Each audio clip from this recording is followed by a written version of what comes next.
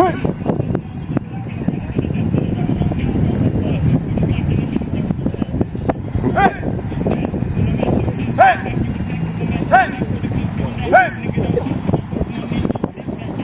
So parents, when your kid gets to varsity football and they not starters, remember it's not based off if he can run the ball or if he can catch the ball or if he can tackle. He can't get the playbook. You can't get to this level over here if you can't get the playbook. That's rule number one. Here we go. Red barrel.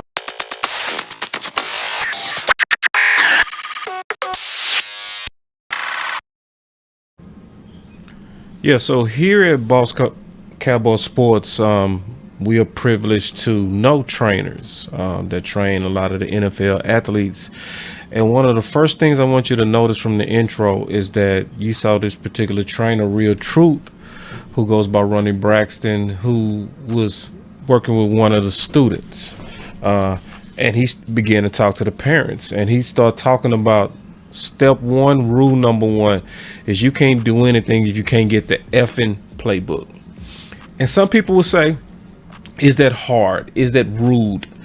Well, since we taking you into the life of what it's like preparing for training camp, I'm just going to let everybody know that this is normal vernacular in the sport of football, to where it's rough, it's very locker room, it's very alpha, it's very aggressive, but it's normal. And the best coaches sometimes might curse or do things to get your attention because the stakes are high. But the question is, was he telling the truth? I'm gonna say that often, and obviously he was, because that type of thinking is what we needed when we lost to the San Francisco 49ers. That game was a lot lost on discipline and listening. So we go take you into the life of what it's like to be preparing for training camp and what it's like to be working with one of these NFL trainers. And let's just go. And the first thing I'm gonna show you is that a lot of times it's rough. So just listen. And it's really not rough, but it's rough to people that don't understand the vernacular of football and the environment of football. But just check it out. Just listen. You gotta come running, bro. Are you not that good? You can't run. You can't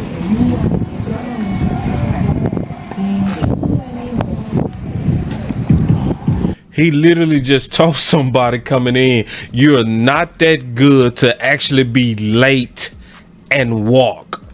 That's not what you're doing, right the other day. And that's Christian Sam. I know y'all came from Bucktongue too. I know y'all drove an hour and 30 minutes to get here too. That's even more reason why you put your cleats on in the car, have your shit on before you get out the car, and then you already ready when you get here.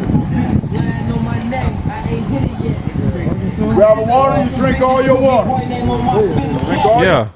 So we talking about the job of a trainer is sometimes if you go get that player to be at its best, you got to check the player and the parents because a lot of players have low standards because they come from parents with low standards.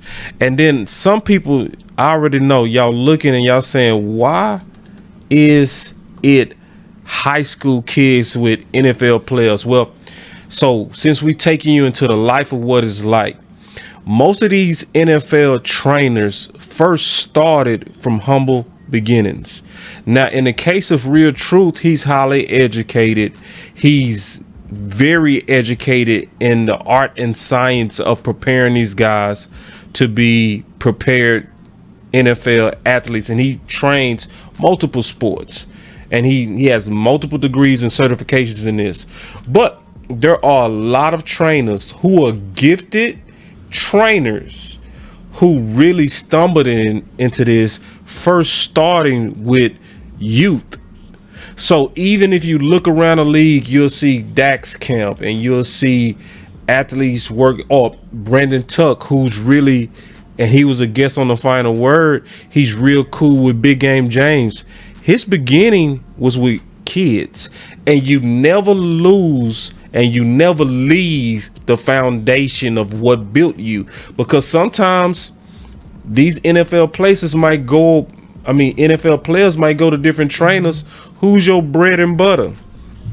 Right? So you need to always, that's why you're going to see in a lot of these camps, and some of the best camps and best trainers is going to have a mix of high school, varsity, college, and NFL. So I want to explain that, so because I know some people, I thought we was going to see nothing but Deshaun Watson and Dak out there. No, a lot of times it's a mix. So I just want to let you know that as we go on into the life.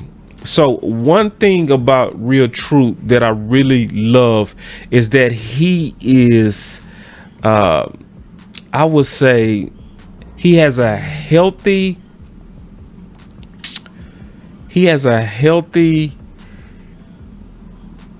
obsession with keeping his guys healthy. So just listen to him here, and this is why I think he's one of the better trainers in DFW. Football now. Right, we're going all the way down the field. Everything is on the right side of the field. Do not switch. We throwing the football, right? The rep is not important for you to miss tomorrow. The rep is not important for you to miss tomorrow. Now that's something you don't hear a lot. You hear a lot of I need you going 100%. I need you going. No. But see, because when you dealing with NFL trainers, they have to be good stewards of $1 million athletes. So it's more important that they might take a little bit off a rep so that he can hand them back to the Texans, to the Cowboys, to the Jaguars, to Green Bay, to all these different teams healthy. And the best thing I love about Real Truth, because see, there's a lot of trainers, and there's a lot of trainers that are cool, that have cool drills, and you'll be like, wow, that's cool. You could, like, for instance, Zeke's training, you can see the jump cuts, you can see all the bag work, and you can see all this stuff, and it's cool. But sometimes if you are not specialized as a trainer, you might have cool looking drills, but you don't have a smart plan to keep these guys healthy. That's one thing I can say about Real Truth. If you look at his track record and you research his website at realtruth.com, you'll see the best thing about him is his guys are prepared to play and they're healthy. So for instance, you can see Sidney Jones, who was the top draft pick for cornerback right there. He was left for dead for Philly. Real Truth restored his career, and now he got him a big contract because he put his faith in a guy that wasn't just going to get him prepared to play, but it's also prepared to stay. So rep is aired, and it's a bang bang. Let that hoe go. It's not that serious. No. That boy say it's not that serious. So don't be going so hard to where you clumsy and y'all running into each other, and then I gotta talk to Will McClay and say Story Jackson is hurt. It doesn't happen with him, and that's why I think he's one of the better trainers. But this is the thing that stands out to me the most when you're dealing with a trainer like him, and I'm kind of taking everybody into the life of what it's like kind of dealing with preparing for training camp on a, and as they're sitting in 104 105 degree heat preparing to go out to Oxnard and play. This is what a lot of these guys are going through in their particular locations. But what I really love about Real Truth is he focuses on not just preparing these guys to play. It's also about preparing these guys to be prepared for the mental side of training camp. because he's one of the few guys that actually does listening drills, which prepares your mind to be able to hear instruction one time and get it right one time. So I just want y'all to kind of watch it, because when you watching these guys, you know, a lot of times, a lot of trainers, they're going to always focus on, you know, your back pedal, your stick, your push, your punch, the athletic side. But who has the common sense to focus on your mind? And so when you watch him going through these drills, it's not even just the drills of preparing to play. Before they really get at it, one of the things you see is he go work on listening drills, because isn't that a great asset? Red Eagle, Red Eagle, Red Eagle, Red Eagle. Let me pause it. Isn't it a great asset to a coach to be able to tell you instruction one time and you get it? Isn't it great value to be the green dot guy, where you can communicate and then the guy that you're telling gets it and reacts fast? So watch this. Blue Eagle, Blue Eagle, Blue Eagle. Say hit. Red barrel, red barrel, red barrel. Logan, come to the front. Hurry, hurry, hurry, hurry, hurry. Red barrel, red barrel, red barrel. Show me a red barrel. Set. Hit. Did he step with a red step? Red step. And bowl, cup block. Set. Get used to hitting the ground. Red barrel, red barrel. Set. Hit. Right. Blue barrel, blue barrel, blue barrel. Set. Hit. Red Eagle, Red Eagle, Red Eagle. So in this drill, this is an amazing drill. They supposed to hear instruction and on HUT do exactly what that signal is telling them to do together, which is working on what? Discipline and listening. Red Eagle. Hot two. Red Eagle, Red Eagle, Red Eagle. Say hit. Blue Eagle, Blue Eagle, Blue Eagle. Say hit. Blue barrel, Blue barrel, Blue barrel. Say hit. Red Eagle, say hit. Blue barrel, say hit. Red Eagle, Red Eagle, Red Eagle. Say hit. Red barrel, say hit.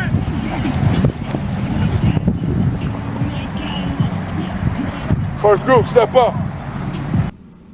Yeah. So that was the first group. So, and this is the thing. Cause see, a lot of trainers don't even think like this at all. A lot of trainers, they don't think like this. It's not even close to coming to their mind. Because most of them are only trying to train you physically. They're not training you mentally. And see, this is training for training camp. And this is why these guys pay these trainers. Have you ever wondered why teams that are billion-dollar teams like the Dallas Cowboys or Denver or all these different teams, they have all these resources, but yet these players still pay out their own pocket for their own personal trainers? You know why? Because actually they get better work and better results a lot of times going outside of their teams. They do. Or what they do is they sometimes get a different perspective which aids to their game. It's just what it is. So check this listening drill. Watch this. Stay with him. Fastest man moving. Fastest man moving. Fastest man. Fastest man moving. All right, listen. Set. Here's the play. Red Eagle, first down. Red Barrel, second down. Blue Eagle, third down. And you got to get it. He go say it one time. Set. Hit. Set. Hit. Set. Hit. Good. Next group. Next group. Next group. Stay right where you at. Right where you at. Just turn and face it. See who makes a mistake. Help us out, guys. Here we go. So I want y'all to notice something. So then he talking to the NFL guys and he say, I want y'all to turn and help us out with the young guys. One of the things that any smart trainer or teacher knows is that one of the best ways to make it reinforced to you is for you to teach it to others. So I don't know if y'all remember, but Dak, he obviously has his quarterback coach, but he was also a teacher in that program as well. So your best trainers, or that's why you sometimes need to mix. That's why we bring y'all into life of what it's like. Sometimes you have to mix the young with the old, because when you get the young, they don't really know how to do it. So they need to look to the older guys. Even that's why you would even see a Dan Quinn trying to get an Anthony Barr or Bobby Wagner, because you want those guys to reinforce the habits in themselves, but also on younger guys. This goes across all levels. First play, drop that ball. Red Eagle, first play. Blue Barrel, second down. Red Barrel, third down. Set.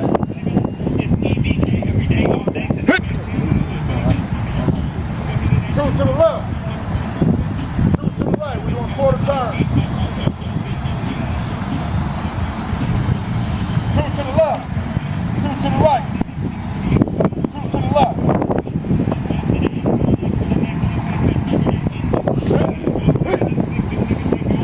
Just one turn. Just one turn. I gotta hit after every time. Two to the left. Two to the right. Two to the left. That's 6 hits. Hit. Hit. Hit. Hit. Hit. Hit. Come on, perfect. Two to the left. One to the left. Two to the right. Set. Hit. Hit.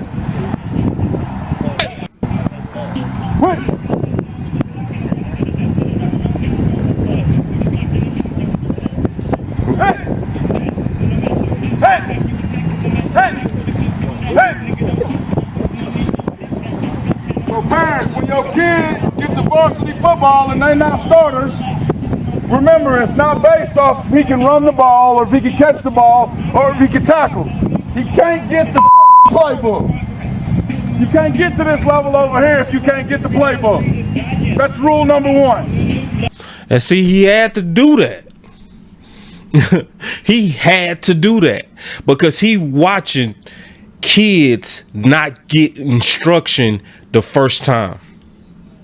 So he have to so if you saying this is your dream to be an NFL player, the standard is you got to be a cerebral guy, not just an athletic guy. That's why not all trainers are the same. That's why you can get a guy that'll work with this trainer and he'll become all world. And then this other guy will work with another trainer. He'll start great, but then he'll get injured because the trainer is not putting it all together. Here we go. Red Barrel, first down. Blue Barrel, second down. Two to the left, two to the right. All off my hits.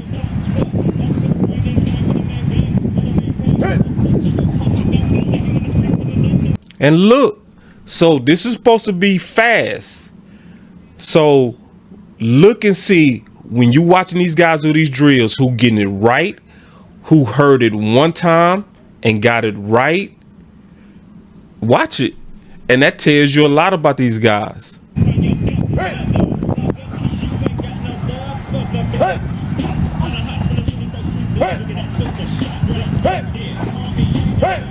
Outstanding. Outstanding. I had two errors in the middle. He said, I got two who had errors in the middle. And these are NFL guys. 1, 2. You heard? That same thing as error in the National Football League. The same thing. Slow. What he said is slow is the same thing as an error in the National Football League. Is he lying? Is he lying? If you slow to your reaction, that's just as good as an error. That's why you got That's why I'm impressed with just one. This is just one of many of his programs that he work on. Watch this. First down. Blue barrel. Second down. 2 to the left, 2 to the right. All off my hips. Hit. Hit. Hit. Hit. Hit. Hit. Outstanding. Outstanding. I had 2 errors in the middle. 1, 2. You heard? The same thing as error in the National Football League. Slow is an error in the National. Hey, that don't got time to be slow, dude. Ooh, wait.